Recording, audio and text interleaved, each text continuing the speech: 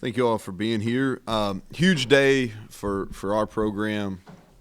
Um, in our plan, and I've hit this before, but I'll hit it again. Is our plan is to build our roster through high level high school student athletes, develop them, and then retain them.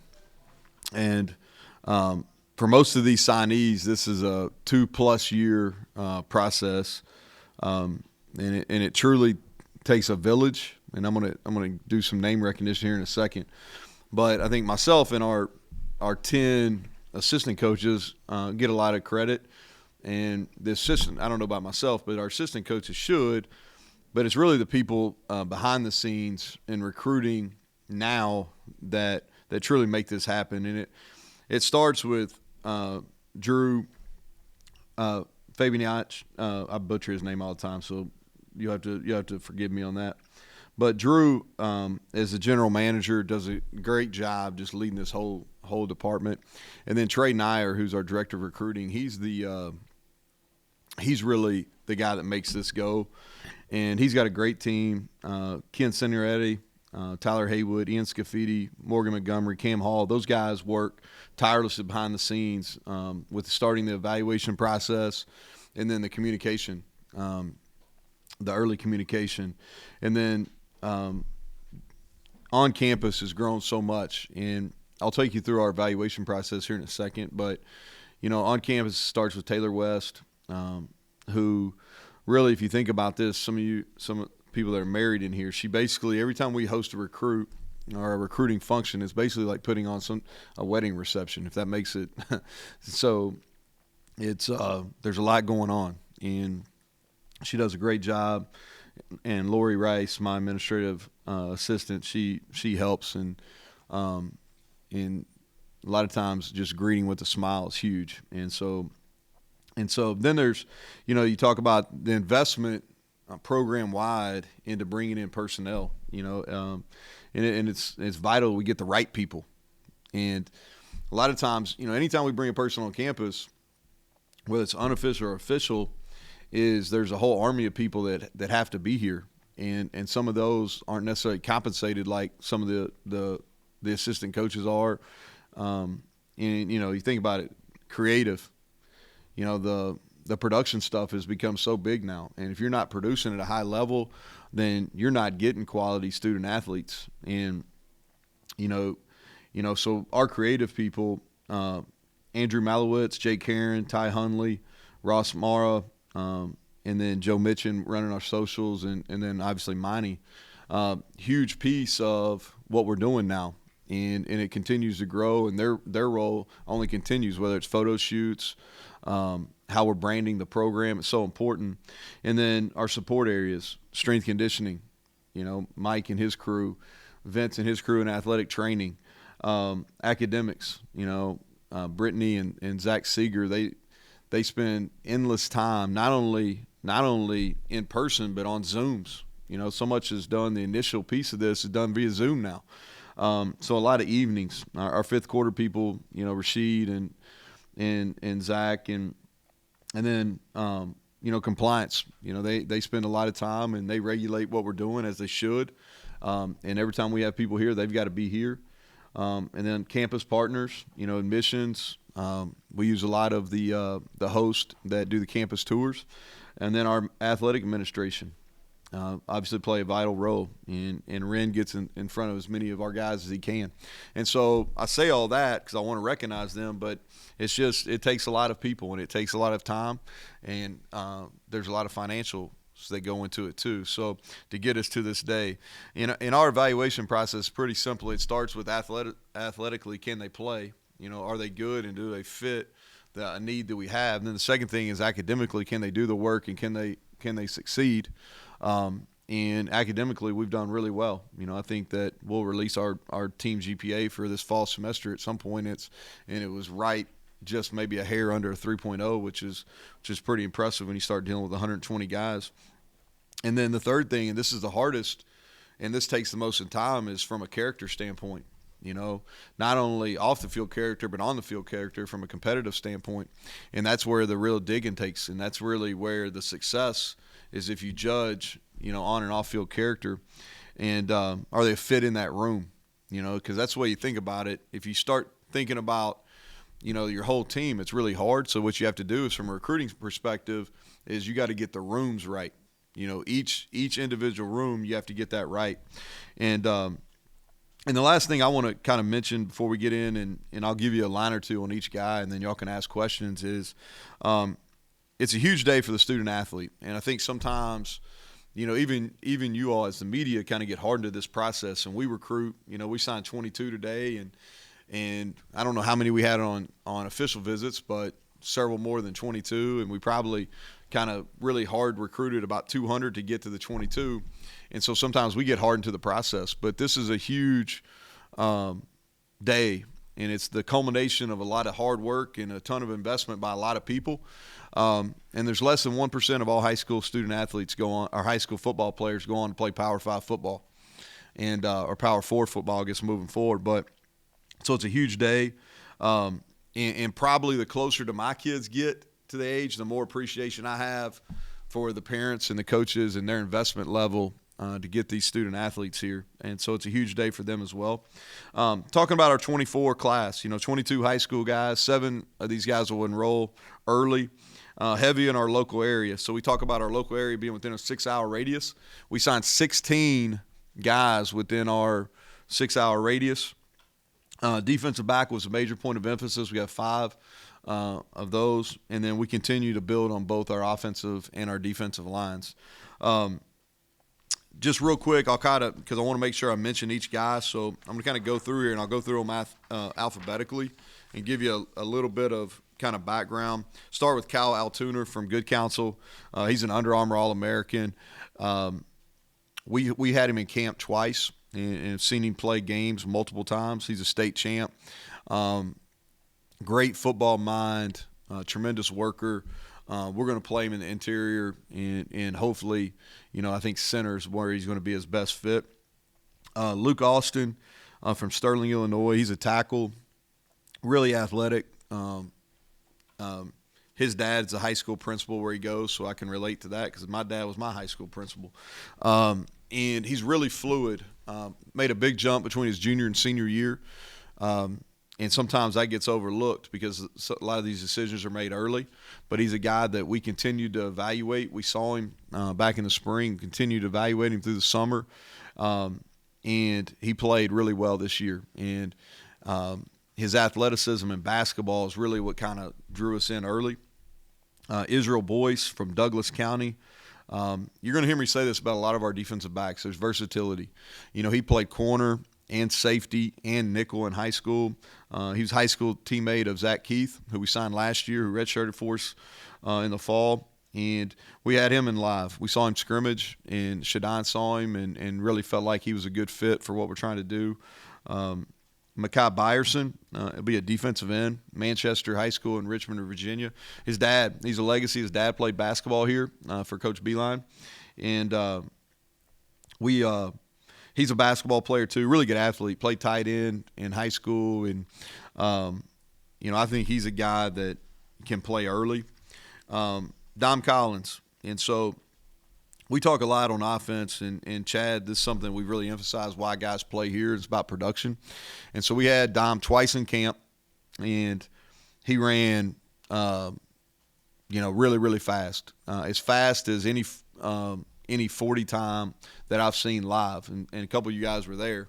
And then he went out and had 83 catches for almost 2,000 yards and watched him in the state championship game. And so his production, earned him this opportunity. And so the next guy would be Jason Cross. He's a safety. Played in the Whippeal, which is obviously really good football. He's the first D1 signee at that high school since 1980, which was the year I was born, so it's been a while. And we had him live in 7-on-7, and some of you guys saw him there too. Really like his body control. I think he's going to continue to fill out and be a safety here. Travion Dunbar goes back to production again. He's been on campus multiple times. We watched him as he went through his senior year. And think about this. He ran for over 3,000 yards as a senior. That's – and good football too in South Carolina. the big one today was Day Farmer.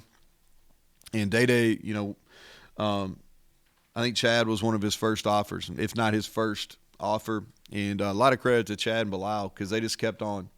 And he from Melbourne, and he's been really productive. He's a great kickoff returner. He'll play early. He's got to gain weight, but he'll play early for us. Nate Gabriel from Auburndale, same high school, is Aubrey Burks, and state heavyweight wrestling champion, in the state of Florida. And I think it's well documented. We've had good success with wrestlers here. So excited about him. Chris Henry's, I think, really the sleeper of our class. Versatile guy, played multiple positions. His high school coach has a lot of ties to the state of West Virginia, and he's actually playing an all-star game today. And we saw him live and saw him play basketball too, and just a guy that he could play corner or safety. We'll start him at corner and see, but I think he's kind of the sleeper. Dior Hubbard from Gahanna Lincoln, finalist for Mr. Ohio. If you look at his production in a really competitive league over there in Columbus, we've seen him live twice, and as a junior and as a senior, and he not only runs the ball, but he catches it really well. And he's a guy that I think, in that room that Chad's building, he'll be another guy that's going to be ready to play. We've had success playing guys early in there. Zay Jennings, really excited about him. Saw him as an option quarterback at Colerain.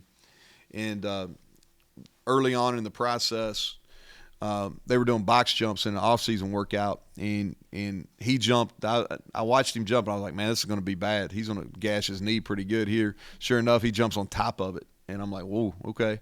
And end up transferring to Winton Woods, played safety. That's what he'll play for us. And he'll be here in January. I think he's going to be a guy that'll be a contributor for us early. Curtis Jones Jr. from Cabell Midland.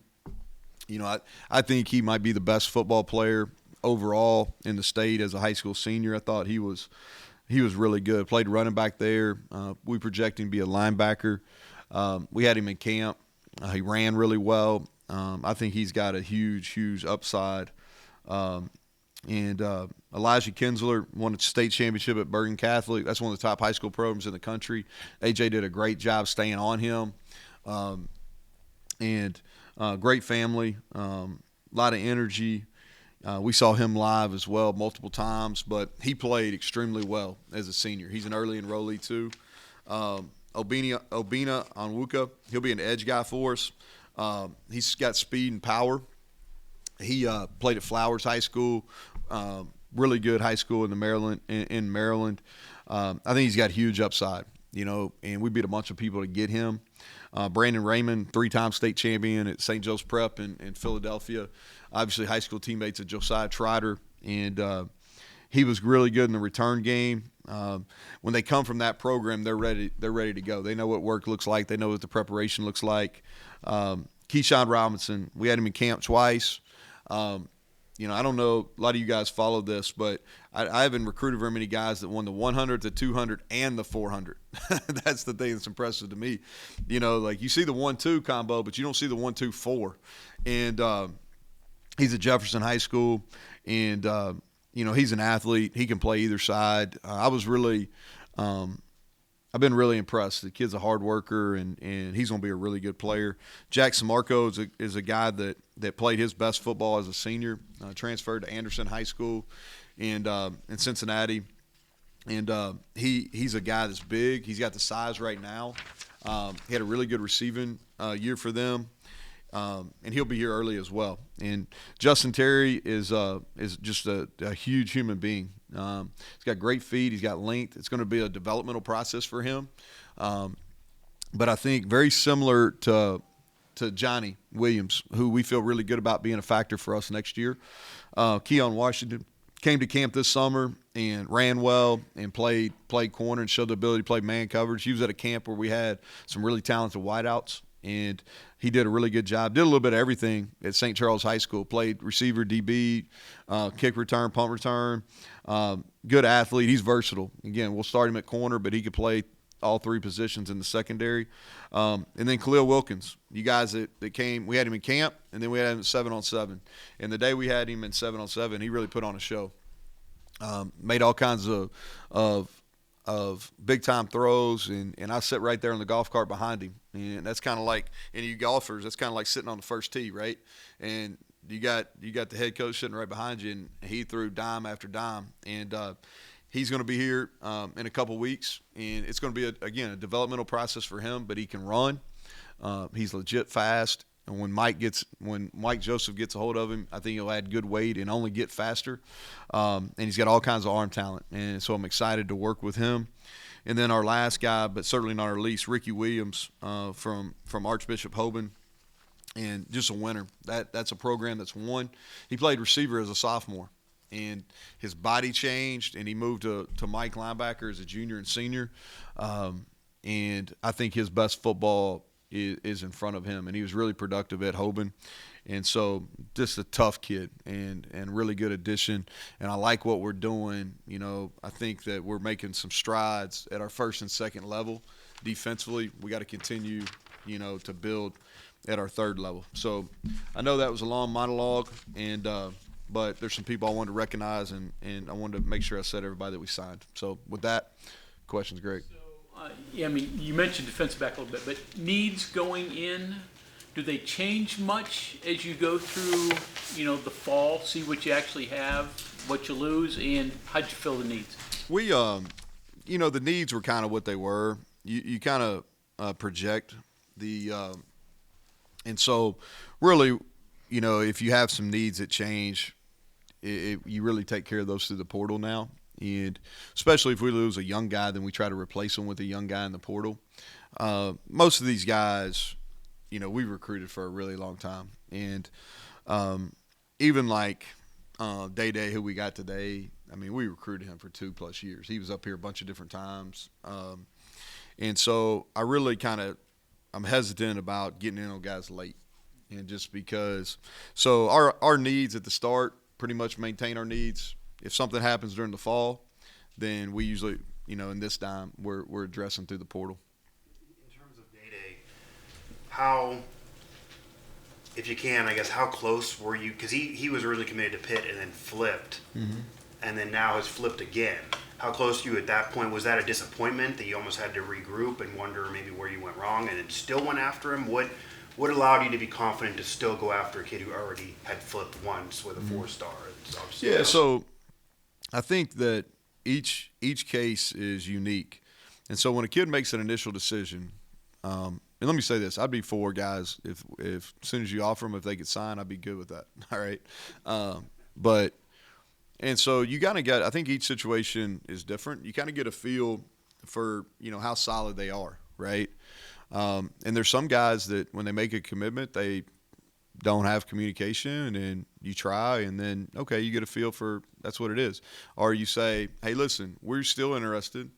We're not going to communicate as often, but if you reach back out to us, and there's some guys that you just get a feel that this is the best place for them, and you're going to pursue them to the very end. And that's what it was with Day. Felt like that Chad, Bilal, and myself, all three of us had really good connections with him. And if you look, he'll start in the slot. And if you go back and look from about 2007 on, we've had really good success with slots. You know, some really highly productive people. We had them at Troy. We've had them at Kentucky. We had them at Tech. We had them back at Troy. We had them here. And so our track record with slot receivers has been really, really strong. And, you know, I think, too, that with our receiver room, you know, we set out about a year ago, and it's been a process really that we've kind of started remaking this receiver room since we underperformed that bowl game 2 years ago in Arizona. And the people that we had, it wasn't a great room. The camaraderie wasn't great. The chemistry wasn't great. So it's been a kind of a process to get that room where they work. They've got a really good attitude. There's good energy in there. They're good teammates. And we've got a mix of different types of players, but we got some veteran leadership in there and some guys that that are role players, and so it's been a process, and I don't think the makeover is just complete just yet, but I really like kind of where we're going with that room, and I think Bilal Marshall has quietly done like a great job in that room, handling that room. If you look at what he's got, like our guys, like if you look at we're playing 3 freshmen a lot, and we do a lot. I'll let Jed come up here and preach on that, but we do a lot with them. All right, as far as in Hudson and Rodney and Traylon Ray and some guys like some good veteran guys in there, and Preston and Devin. We that room's getting close, and I like these additions that we've added today. You mentioned some Marco, Kensler, Wilkins. Who else is enrolling early? All right, we got 7. So I'm going to go through these. Khalil Wilkins, Israel Boyce, Zay Jennings, Nate Gabriel, Elijah Kinsler, Samarco, and Obi. Is that right? You mentioned the 6-hour radius early in your remarks. Has that been the biggest adjustment or thing that you've learned from the time you started to where you are now in your 5 years here? Yeah, I've got a much better feel for like who we can get and what's the right fit. There's no doubt. You got to recruit a big area here, and I think that you can get spread too thin if you're not careful. And I think it takes a little while to get the right people in the right areas. And I'm not saying we got it figured out just yet. There's probably some areas we need to continue to work on. But it's been a learning process. Yeah, absolutely. But I think we had the right idea at the beginning. I don't know if our execution was the best. But I think that we're getting closer to what we need to be. This seems like this is a product of what you've learned over 5 years, what we see today.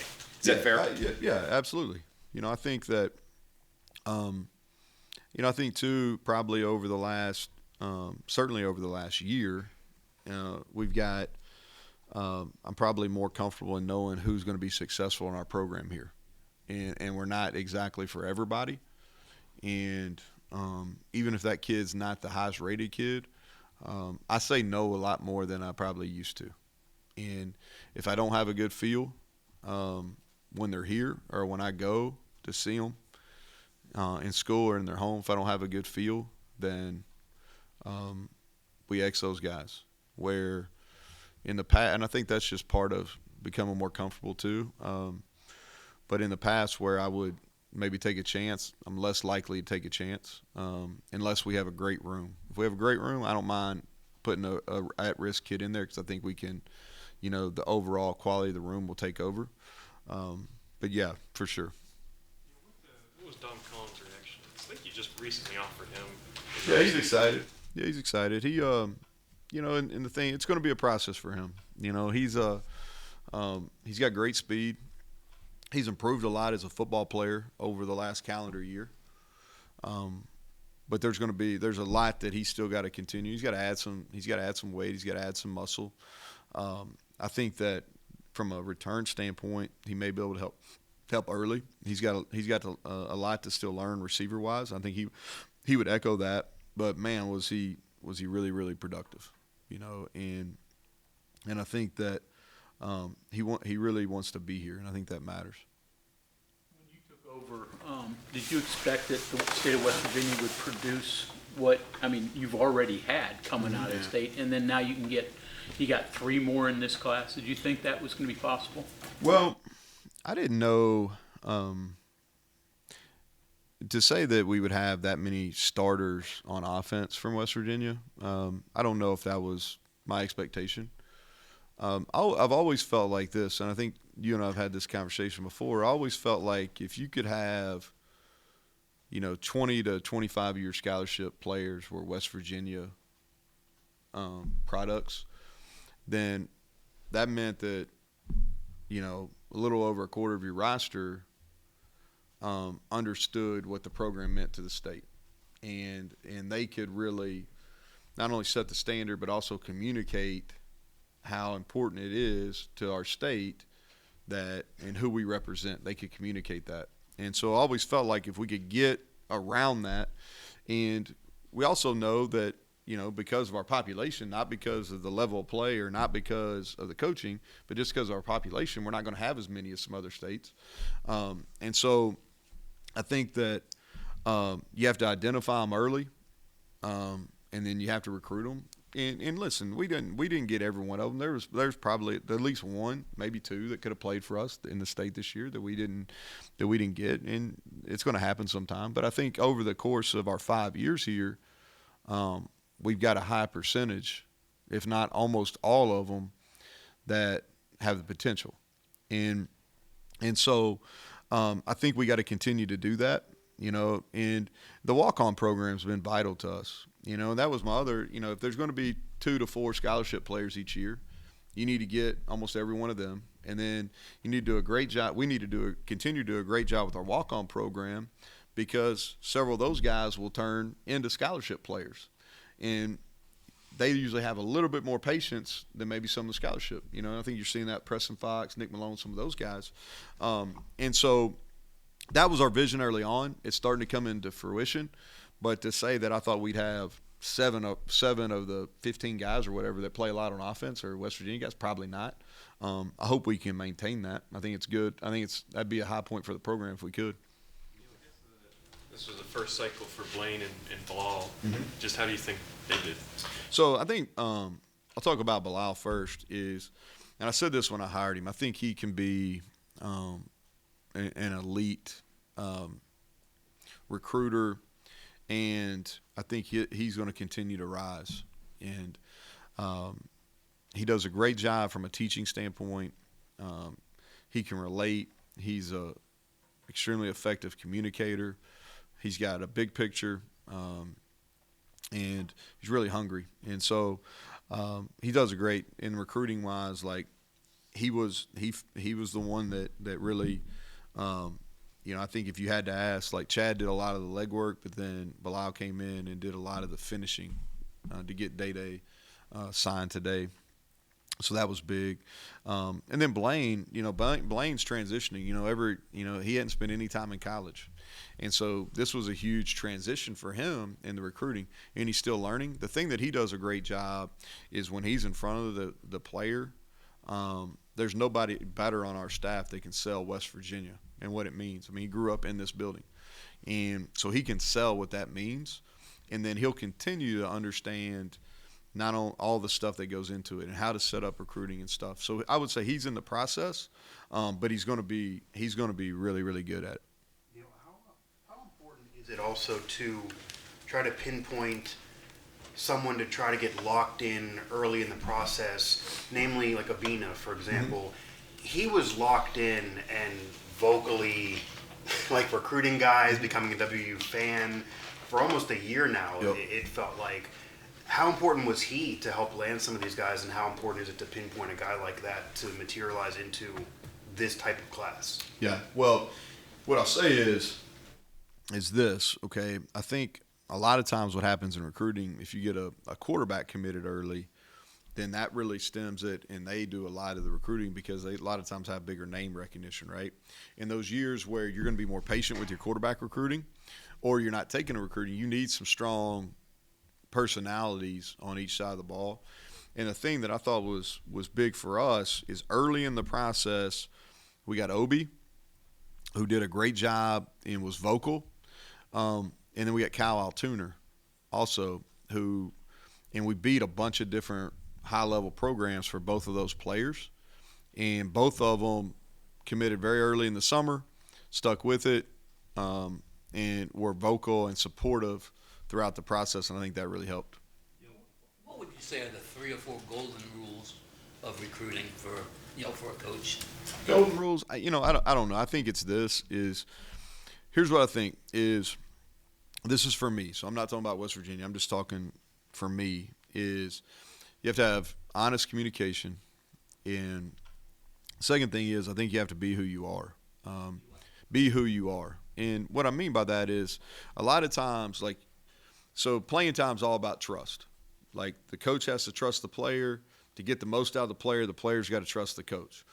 A lot of times what happens is there's in recruiting, and this is the way I've been since I was early in this, is like I think that what happens in recruiting sometimes is the individual that recruits the player is different than the individual that coaches the player. And what I mean by that is everything is great and there's no difficult conversations. You know, they try to be their friend in recruiting, and then when they get on campus, they're completely different. And so, like, everything that I try to do is I try to look at it from that 16, 17, 18-year-old's perspective. And to me, if they're coached, as soon as they get on campus, they're treated differently, then the first indicate like that, I would have a hard level. That would be hard to trust that individual. And so for me, and this is what I try to talk to our staff about, and I don't mean that we're perfect, but try to talk to our staff about is be the same person recruiting that you are coaching them. And so, and sometimes that's effective, and then sometimes it's not. But I think that's the big thing for me is communicate, honest communication, and then be the same person in recruiting that you're going to be when you have them on campus and you're coaching them. How does it differ selling a school to an 18-year-old than selling his first car to him? Well, I think you got to be careful because I think sometimes, like, first of all, these guys are a lot more intelligent than people give them credit for. And if it looks like a rat and smells like a rat, it's probably a rat, and they can sniff it out. And so I think that you just got to be upfront, and I think the days of there's so much information now. Like, they can get so much information. You're not going to trick them. And the other thing, too, is, like, they can have in one direct message, they can communicate with everybody on your team. And so you're not hiding anything. You're not hiding anything anymore. So I think you just be upfront with them, and you're going to get the one. If you're upfront and you're honest through this whole process, you're going to get the ones you're supposed to get. Sometimes when you recruit, you're fixing the things that either went wrong or you didn't get the years prior. The impression I get, and I could be wrong, is that you're supplementing or complementing what you did last year and what you've got. Is that fair? Yeah. Well, I mean, we were intentional. If you go back and look at it, I mean, we were really intentional about, from an offensive line standpoint. And Monty, we'll wait for a second because, like, I went on a monologue where I mentioned a bunch of people, so if they got questions. But they all right, I saw Monty kind of walking over here. What did you ask? Yeah, so, all right, so if you go back and look at it, offensive line-wise, okay? So if you think about it, like, we were really intentional to get to where we're at offensive line-wise. Man, we had to be really intentional with high school recruiting and being real specific with the transfers we added to there, okay? And so now, if you look at it, we did the same thing from a defensive line standpoint, and we really had very few transfers. That was all high school, and then really banking on the developmental process. And then with this class, portal-wise, and with this, we got our linebacker room kind of where we want it, and it took some building there. We just talked about the receiver room. That's been a 2-year process to really kind of cleanse it and get it where we want it to be, right? And so now we're kind of on the defensive back. We got to kind of, we've got to get in more quality depth, more quality players there, and we're going to have to address that. We did it in high school. We got 5, and we're in the process of doing that in the portal. Probably need to add 1 or 2 more in the portal as well. And so you've got to be intentional and think about it, like, from my perspective, the way I'm looking at it is rooms. Like, we got to get the rooms right. Along those lines with the linebacker, just kind of interesting here. You talk about the way you built the defensive line linebacker, but I was just thinking about what you said about Floyd at Spear the other day, where you kind of have been playing 5 defensive backs, and now you're adding pieces in the line. I'm not saying you ditch what you have, but, like, more traditional, like 4-3 or 3-3 with linebackers, just because I think you wanted bigger bodies at that second level and more of them there. I'm not saying it's the wave of the future, but it gives you that weaponry or that ability. So what we're trying to do is, we've been a 3-4. That's really what we've been all year. We've been a 3-4 defense, and that's what we want to continue to be moving forward because we think we can really I think it's a better fit. John asked the question about you kind of learn, and as we've learned, like, there's certain body types that we can recruit, and some of the bigger defensive ends you see us sign them today, we feel like we can get some of those bigger bodies here. And then from a linebacker standpoint, really looking at 2 box linebackers where before this year we were playing more of a kind of a one true Mike and then kind of a faster guy at will. And now we've gone to more playing 2 of a box linebacker, and we got to add to those. And you want those guys bigger and can grow. And then you want to have the ability where you can match personnel a little bit. We won't do this necessarily in the bowl game, but you want to have the ability where you can play a bigger kind of Sam linebacker to the field, all right, what we call a spear, and then having another DB to add in and nickel, you know. But we don't have that. You know, we don't have that versatility just yet. And so we got to continue to do that. With the way recruiting has changed, Neal, is this kind of it for high school kids? Do you kind of turn full focus to transfers, or? So what we're going to do is, so you're asking about the February signing. Yeah. I'm not saying we won't. You know, there may be an instance where we could, but that's not what I have planned right now. So I think we've got 6 transfers right now. That's probably going to be in the 10-ish. You know, I'd like to add, get it, we talked about 8 to 12, so I'm just falling in the middle. You know, when we start in January, and what we're going to do is now our attention turns, and just talking about our 24 roster, is trying to add quality walk-ons. You know, a lot of those guys will be from the state of West Virginia, but we're going to spend time investing in that. And now with the new calendar in 25, our 25 class, we'll spend the month of January working on that. Obviously, busy time of year. You got a chance to talk to Jared about taking the Troy job? Yeah. And, so happy for him. Wanted, that's a place that means a lot to me.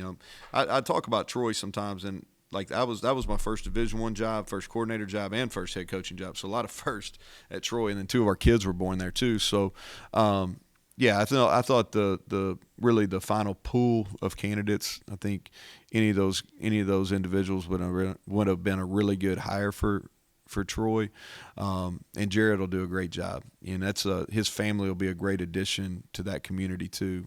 Candy and their 4 kids. Comments about the safeties and versatility there. Mm-hmm. Does that fold into Mike's question about what you're trying to do going forward?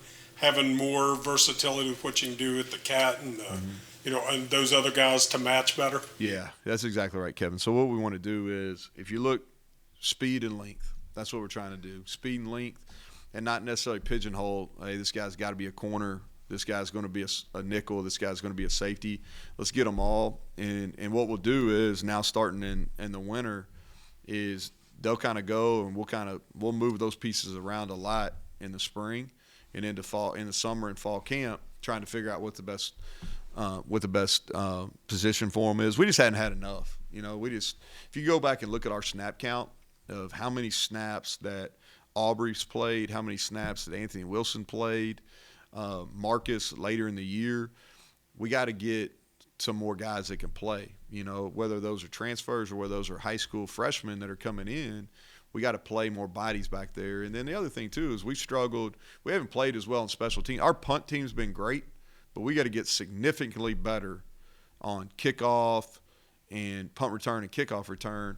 And where we're missing is those mid-type bodies, right? Linebackers, bigger safeties, and those are the ones that show up on kickoff. If you look at ours, our kickoff team has less of those bodies than most people we play against.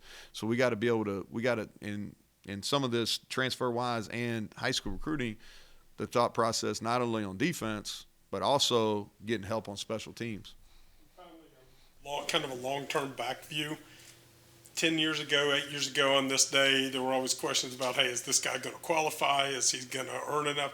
That doesn't seem to be a problem. Is that your personal philosophy? You're not going to look at guys that are on the edge, or is it just kind of a change? High school kids are more savvy now and know they got to do that.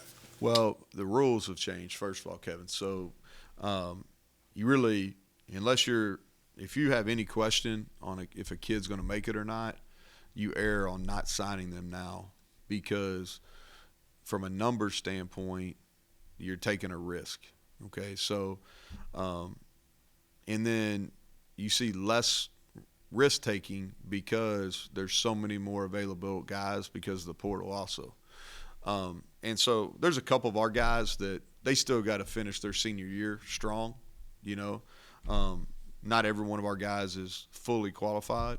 The other thing is that since COVID now, the test score is not a factor. And so that's where a lot of guys really struggle from an eligibility standpoint, was on that standardized test, and now it's not a factor. So it's not as big a play.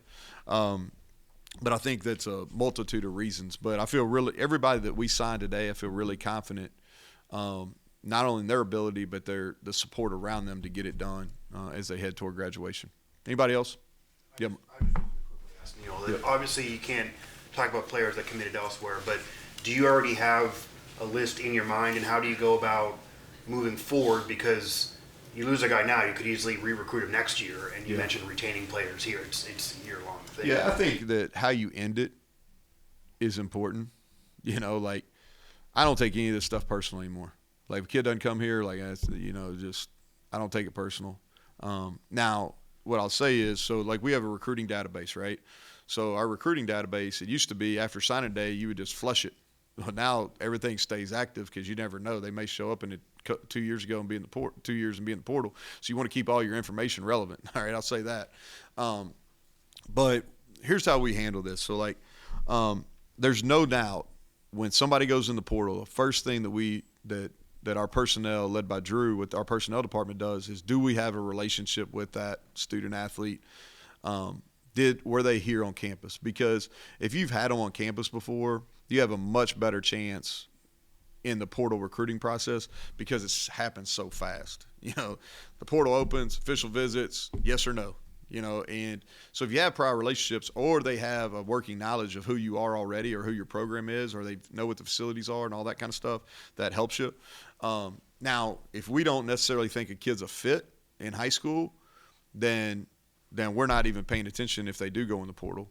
But guys that we genuinely like or genuinely wanted that we don't get during high school recruiting, is how we end that. Like, I had a conversation with a kid last night, you know, and I didn't necessarily agree with his decision, but I was like, you know, hey, good luck, wish you the best, you know, and part of this probably maturity on my end too, but, you know, probably 5, 6, 7 years ago, I'd been pissed about it. Now I'm not. I'm just kind of, you know, there's plenty of guys out there. You know, we'll find the right guys. Mike, you had a question? Your 3-4 for a second. Your defensive line would kind of look about the same, right? Bigger guys at the end, so you could tackle end. Yep. I understand cornerback. Still have Captain Free. But those 4 positions, right? Not linebackers. Would you still have a bandit? Would that be different? We still have a bandit. Okay, but that'd be like your. So what we want to do is we kind of want to have some different body types. You know, we want to have some bigger guys. Like, if we're playing some more run-oriented teams, that we can play bigger guys. And we kind of did that. Tyron's a bigger guy. You know, Tyron's 260 plus. Obi in this class is a guy that's going to be a big guy that we recruited to play there. But then you want some guys that can rush the passer too. And I think you'll see some of those guys that we'll try to add via the portal that can do that. Portal needs, you 4 more or so, roughly. What are you looking for? Yeah, continue the defensive backs. You know, like we talked about. Like to add another edge guy. Have to be the right guy offensively. You know, we've added one to the receiver room, which I think is a quality add, and so, you know, receiver and the O-line, it'd have to be the right guy, and then you know, a multiple year tight end be where we'd kind of fall. All right. Yep. Thanks, guys.